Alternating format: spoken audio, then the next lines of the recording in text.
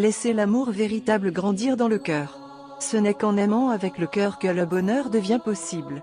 L'amour véritable possède un pouvoir, celui de guérir le corps et l'esprit, de transformer l'environnement, et de donner un sens profond à la vie. Les enseignements du Bouddha sur l'amour sont à la fois clairs, simples, scientifiquement raisonnables et faciles à mettre en pratique dans la vie quotidienne. Chacun peut en tirer des bienfaits. Lorsque le fils du Bouddha, Rahula, est devenu moine novice, le Bouddha lui a enseigné que pour être pleinement humain, il faut être comme la terre, l'océan ou les rivières. Peu importe ce qu'on déverse sur la terre, lait, pétales de fleurs, ou déchets, la terre les accueille avec équanimité. Pourquoi?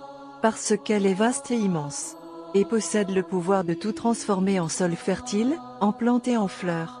Imaginez que vous versiez du sel dans un verre d'eau. L'eau deviendrait imbuvable. Mais si vous versez ce sel dans un fleuve, les gens peuvent toujours puiser l'eau pour cuisiner, se laver ou boire. Le fleuve est vaste et puissant.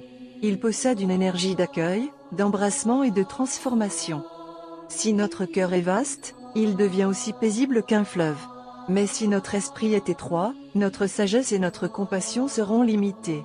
Et la souffrance en découlera naturellement. Nous avons du mal à accepter ou tolérer les défauts des autres.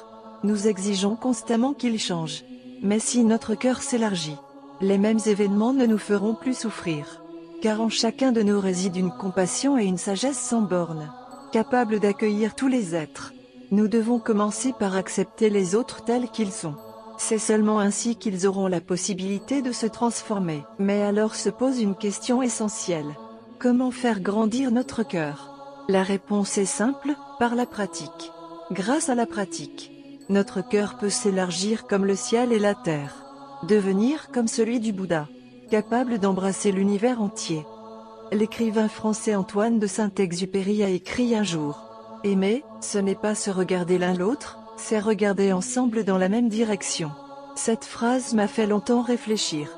Un jour, j'ai vu un couple qui regardait dans la même direction. Et cela m'a fait sourire. Car ce qu'ils regardaient ensemble, c'était la télévision. Quand deux personnes ne trouvent plus de joie à se regarder, et cherchent plutôt à fixer une distraction extérieure, ce n'est plus de l'amour véritable. Alors, qu'est-ce que l'amour? Aimer signifie regarder l'autre, et aussi regarder ensemble dans la même direction. Si tu sais vraiment regarder l'autre devient un acte merveilleux.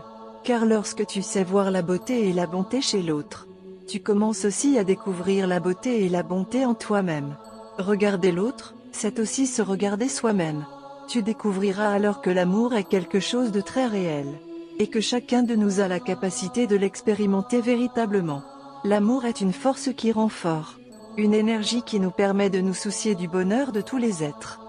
Mais parce que nous ne savons pas vivre dans la pleine conscience, nous commettons des erreurs, et créons des nœuds de souffrance dans nos relations. Nous causons du tort à nos proches, familles, amis, collègues, parce que nous ne les comprenons pas, parce que nous manquons de patience.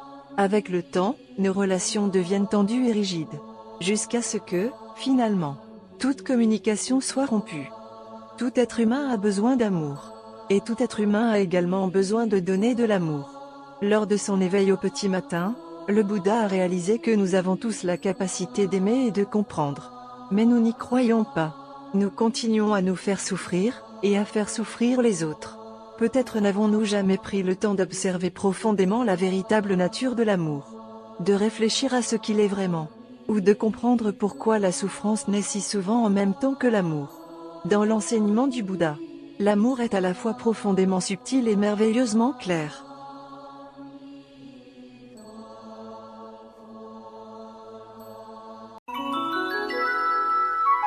Puissé-je renaître en la terre pure de l'Ouest, dans une fleur de lotus des 9 grades, comme mes parents. Quand la fleur s'épanouira, je verrai le Bouddha et réaliserai l'inconditionné.